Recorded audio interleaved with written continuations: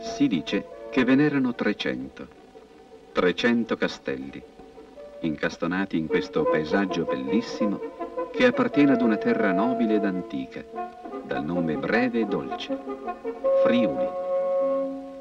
Una terra dalla lunga storia e dagli ampi orizzonti pieni di cielo, che partendo dalle Alpi Giulie, che la cingono alle spalle, si allunga mollemente fino al mare.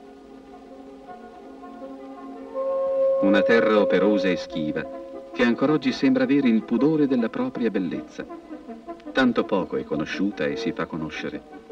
Paga in fondo di vivere una sua vita semplice e dignitosa, di quella autentica dignità che è fatta di antiche tradizioni amate e mantenute nel tempo.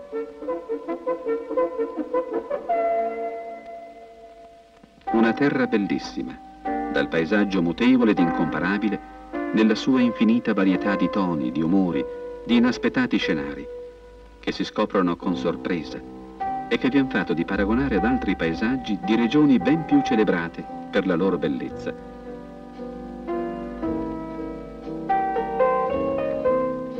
Ecco, questo è il Friuli, una regione che comincia ai confini dell'Italia, sulla chiostra severa delle Alpi, e scende verso l'Adriatico in un degradare armonioso, che trova il suo più ampio respiro nella grande pianura verde oro, appena rilevata da dolci colline ondulate, tutte striate di vigne, e solcata dai nastri argentei dei fiumi.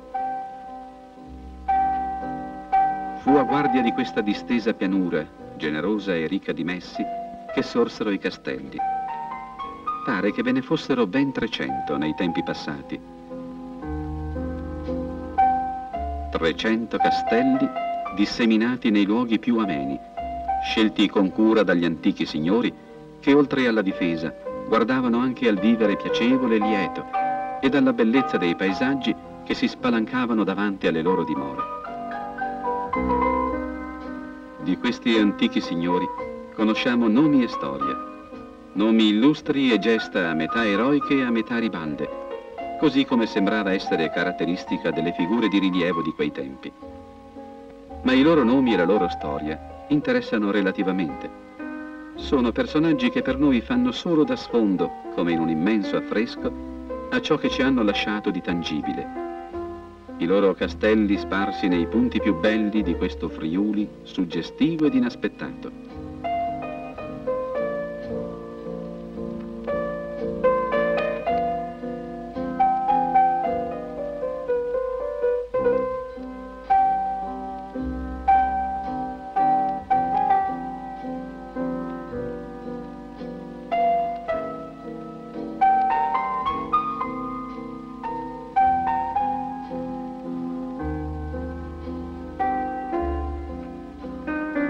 Naturalmente non ve ne sono più 300. Il tempo ha lasciato la sua traccia su molti di questi manieri, riducendoli in rovina o trasformandoli ed imborghesendoli. Ma quelli che rimangono conservano un fascino ed una suggestione ai quali è difficile sottrarsi. Villalta è tra i più noti ed i più belli.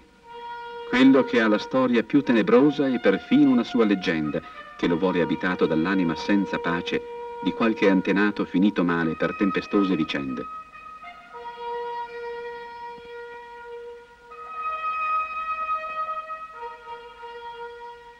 Oggi, così quieto e silenzioso, sembra riposare e godere della vasta pace della campagna tranquilla che lo circonda.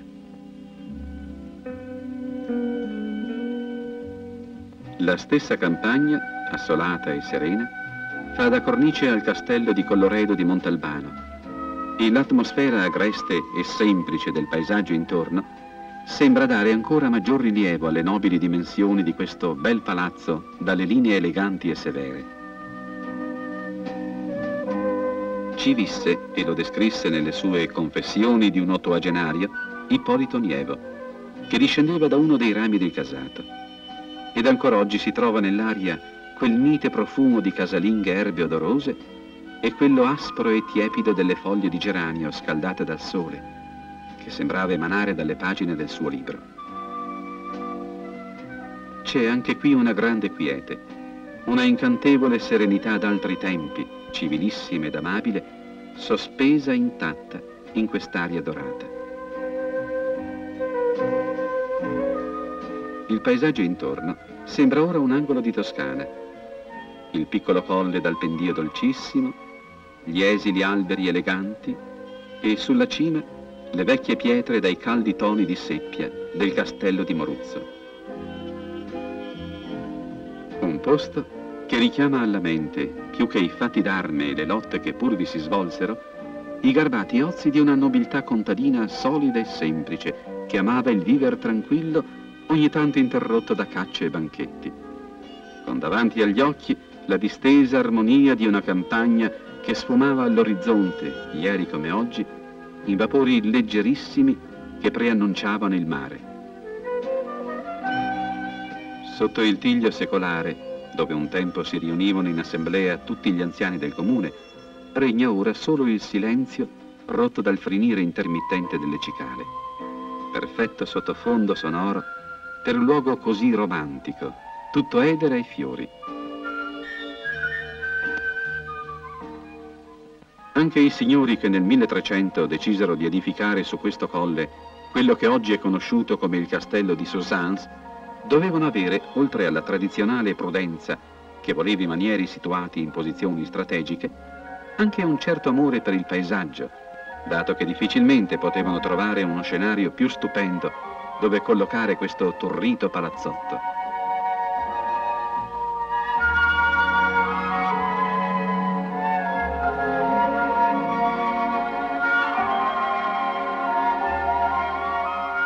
In verità, quella del perfetto inserimento nel paesaggio è la principale caratteristica dei castelli friulani, ed il merito in gran parte è proprio del paesaggio, in cui si fondono armoniosamente tutti gli elementi tradizionali della suggestione panoramica, compresi i laghi, che aggiungono una fresca ed intensa nota azzurra a questi scenari tranquilli e riposanti.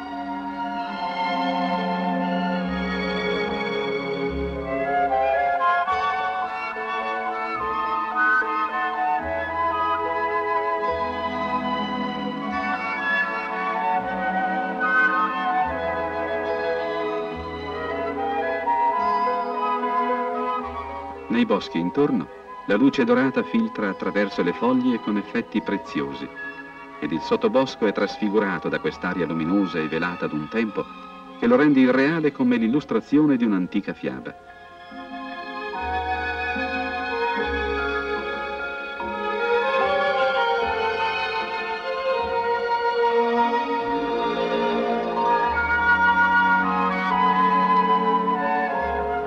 È un paesaggio tutto tenuto sui mezzi toni, squisitamente dosati, ed in cui l'elemento umano si inserisce continuamente, perché questa è una terra civilissima, che da secoli si è modellata sulla misura dell'uomo e che tuttora continua a dargli i frutti delle fatiche di generazioni.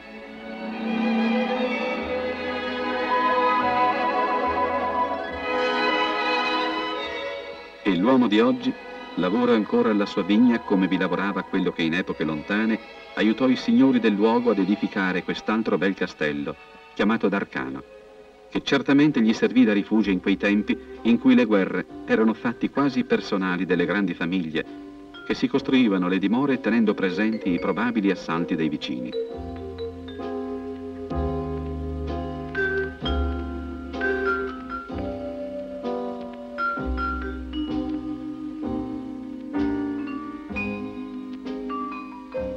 Oggi, in questo paesaggio appena mosso da piccole e dolcissime colline, il maniero acquattato su di esse sembra un mastino che ringhia ad una farfalla. Tanto esso pare incongruo in questa atmosfera bucolica, dominata dal giallo spento delle stoppie e da quello lucido ed intenso delle pannocchie.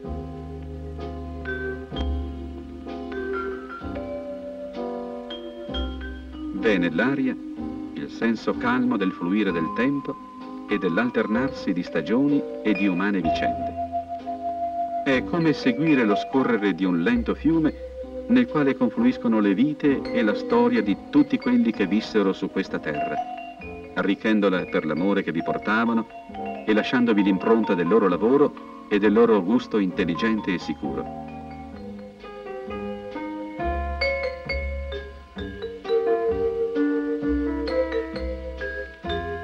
Delle cose belle che ci lasciarono, qui al castello di Spilimbergo non rimane moltissimo, purtroppo.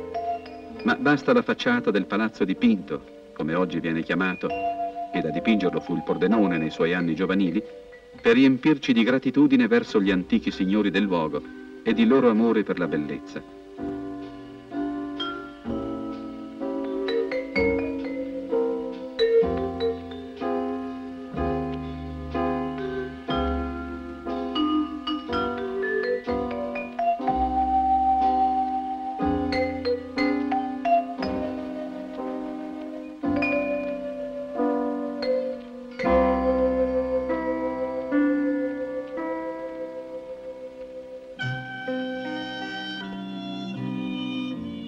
Fiori a profusione, profili leggeri di colline velate da nebbie azzurrine, fiumi scintillanti che scorrono sul fondo di valli ombrose, giochi di trasparenze cristalline su ciotoli levigati dal fluire continuo delle acque, piccole cascate che riempiono l'aria di un pulviscolo iridescente.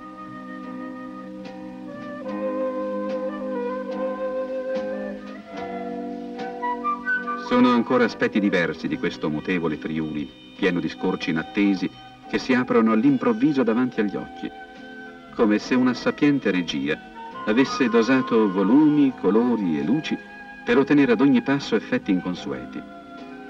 Un Friuli luminoso e pieno di fascino che offre di sé la sua immagine più tipica e suggestiva con i grandi anfiteatri delle sue vigne preziose.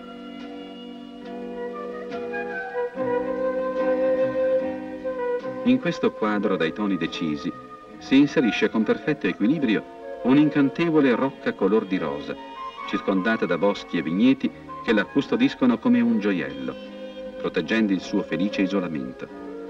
Dalle sue bizzarre torri circolari, lo sguardo spazia sulle colline intorno, immerse in una riposante quiete, appena rotta dallo stormire delle foglie e dai richiami degli uccelli.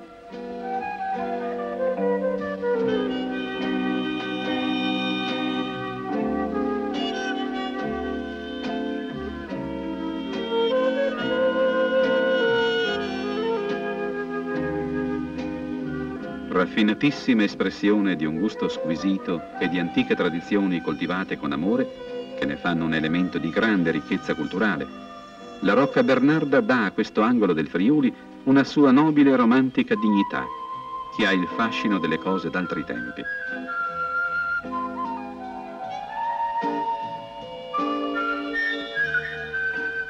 Anche il ritmo della vita qui intorno sembra scorrere inalterato come in passato. Ed il lavoro è privo dell'affanno che il progresso inevitabilmente comporta. Forse è la dolcezza stessa del paesaggio che distende su tutto questa infinita quiete, nella quale sembrano placarsi tutte le nostre inquietudini.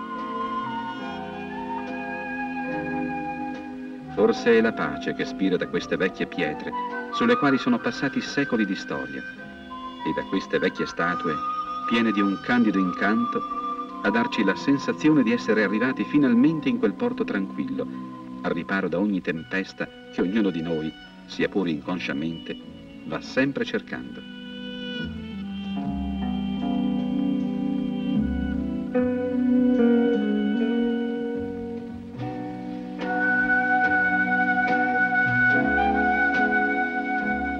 Nel silenzio rosato dell'antico chiostro dell'abbazia di Rosazzo si ha veramente l'impressione di poter quasi toccare la pace con le mani, come se fosse qualcosa di miracolosamente tangibile, tanto ogni cosa intorno ne è profondamente intrisa.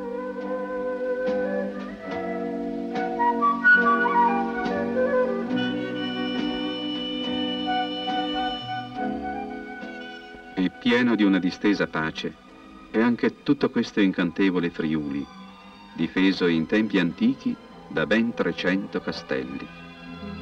Ma son cose del passato. Oggi, sulla vasta pianura, dolcemente ondulata, vigilano soltanto le grandi statue bianche che la contemplano immobili in muta e perenne ammirazione.